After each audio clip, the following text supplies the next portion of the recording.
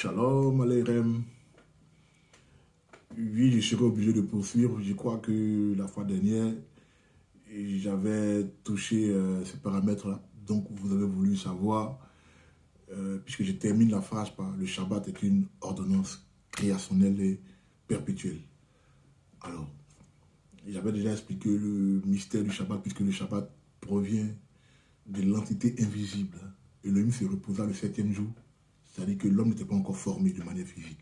Donc il faut faire attention aux deux entités de création de l'homme. C'est-à-dire l'homme a été créé de manière invisible et après il est formé de manière physique. Donc dans l'invisibilité, il y avait une autre invisibilité. Donc il y a deux entités. Hein. L'entité visible enfin invisible et l'entité visible. Donc l'homme est d'abord créé à l'image d'Elohim, à sa ressemblance. Et puis l'homme est formé. Ok. Mais dans l'invisibilité, on a Genèse 1, 11 et on a Genèse 1, 27, 26, 27. Ça, c'est le côté invisible. Donc, le côté visible, c'est Genèse 2, 15 à 17. Donc, il y a eu plusieurs étapes de la création de l'homme, mais qui se résument en deux étapes. Et j'avais dit comme ça que le Shabbat était une ordonnance créationnelle et perpétuelle. Mais j'avais dit quoi? Parce que aujourd'hui, il y a la difficulté chez certains lecteurs, hein, disons-le hein, tout clairement. Et nous avons de nouveaux lecteurs bibliques maintenant, hein, certains lecteurs modernes de la Bible. Une manière de comprendre les choses de ça. Ça sera pour leur propre ruine. Parce que quand je dis ordonnance créationnelle et perpétuelle, ça parle des choses de la Genèse, ce qui a commencé dès le début, qui était avant le fondement de toutes choses. Et qui est perpétuel, ça veut dire que ça ne va pas prendre fin. Jusqu'à ce que ce soit la fin du monde, quoi. Donc, comme je dis, on trouve chez certains lecteurs, c'est-à-dire qu'ils considèrent le Shabbat comme une prescription pour le peuple juif. C'est-à-dire le peuple juif seulement, quoi. Et puis, bon, ils pensent que la façon pharisienne d'observer le Shabbat, là, est la façon biblique de le faire. Non. Non, je donne des cours sur le Shabbat. Celui qui s'inscrit, bon, il sait comment ça fonctionne, quoi. Parce qu'il y a le Shabbat pour l'amateur, il y a le Shabbat pour les anciens. Tu peux arriver comme ça quand tu donnes des longs textes de Shabbat, où je veux dire, des trucs de prière pour le Shabbat, le guide, par exemple, à la synagogue, c'est différent de quand tu es seul en famille.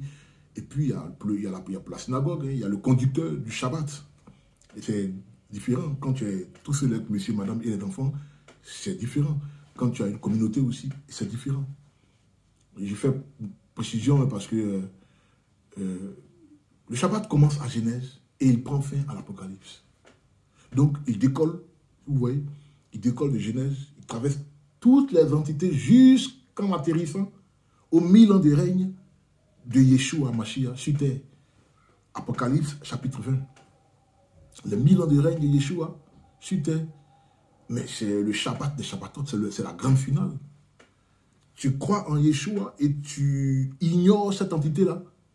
Mais tu es perdu, mon frère, ma soeur. Oui. Parce que les gens, ils voient Apocalypse 20, mais ils ne se disent pas que c'est le Shabbat, en fait. C'est le Shabbat des Shabbatot. Donc, si tu n'as pas célébré le Shabbat de ton vivant, ne compte pas avoir accès à cette célébration. Puisque Yeshua, il serait déjà de retour. Et c'est le Shabbat qui va célébrer sur terre.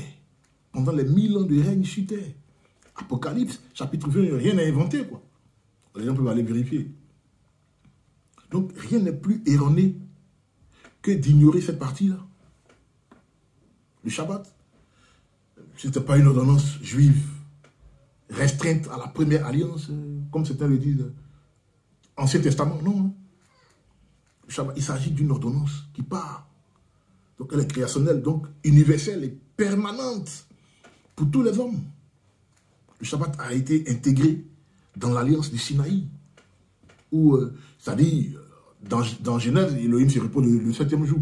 Mais quand Moïse va le trouver au top du mont Sinaï, il donne les commandements à Moïse. Le 4e commandement, c'est le Shabbat. Le Shabbat figure dans les commandements. Et d'ailleurs, pendant que le peuple est en train de se confectionner un veau d'or, en train d'adorer un veau d'or, Elohim qui est omniscient, il sait ça. Mais il ne dit pas à Moïse que ton peuple est en train de faire des bêtises au pied de la montagne. Qu'est-ce qu'il dit à Moïse? Il dit à Moïse, parmi les 10 commandements, là, il y a un commandement, le Shabbat, observez-le, tout le temps, de génération en génération. En hébreu, il dit quoi? Les dor vador.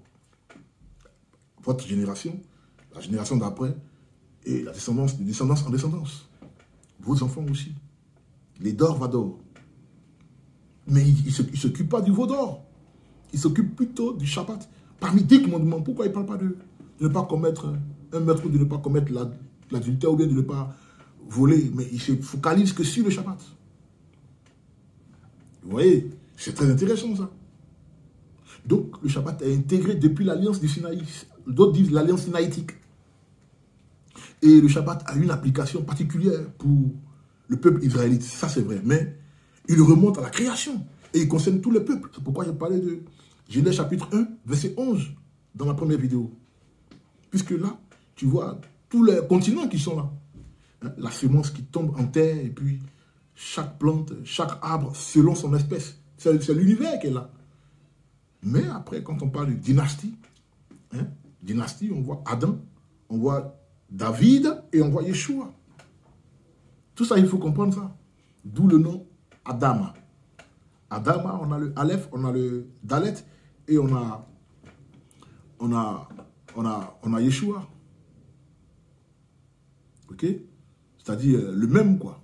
Mashiach, Adam. Donc, ADM, Adam. Ça, c'est un autre enseignement pour ne pas vous mélanger. Mais le Shabbat il remonte jusqu'à la création. Ce n'est pas un truc qui est focalisé seulement sur le peuple juif et les Israélites. C'est pour l'univers, en fait. Donc, le Créateur, après s'être reposé le 7e jour, il a sanctifié ce jour-là pour tous les hommes.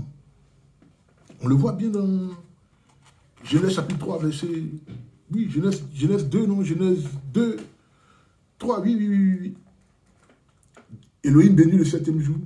Il le mit à part comme jour saint, car en ce jour, Elohim se reposa de toute son œuvre qu'il avait accomplie, afin qu'elle puisse produire d'elle-même. Voilà. Et donc, le 4e commandement, hein, chers amis, le 4e commandement, là,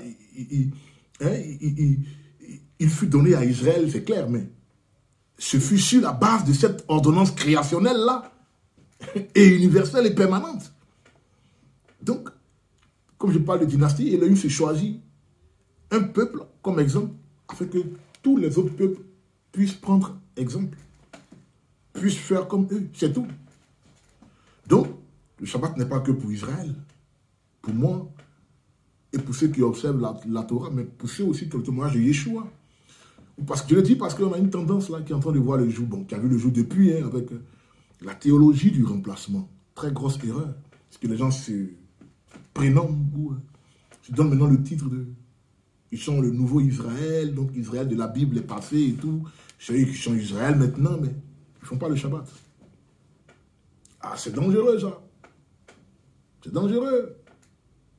Souviens-toi du jour du repos pour le sanctifier. Tu travailleras 6 jours et tu feras tout ton ouvrage en 6 jours. Mais le 7e jour est ton jour de repos. Le jour de repos de l'Éternel s'est choisi ce jour-là. Ton Elohim. Tu ne feras aucun ouvrage, ni toi, ni ton fils, ni ta fille, ni ton serviteur et toute la maison. Exode chapitre 20, 8 à 11. Bon, ça s'adresse à qui? Israël. Donc si tu te dis que Israël là est mort, ce verset s'adresse à toi. Donc fais le Shabbat. Voilà l'erreur hein, de la théologie du remplacement, replacement theology, comme on dit. C'est l'erreur maintenant. La parole nous attend au tournant. Là. Je préfère m'arrêter là. Comme je l'ai dit, c'est un cours spécial que je donne à ceux qui étudient avec moi. Il y aura une 3e partie, puisque je vais faire des parties sur des parties, mais pas le cours en fait. Ça c'est comme de la manne que je donne comme ça, mais sinon, il y a le cours en entier qui est là. Shalom, c'est Maurice Telkabed Abraham.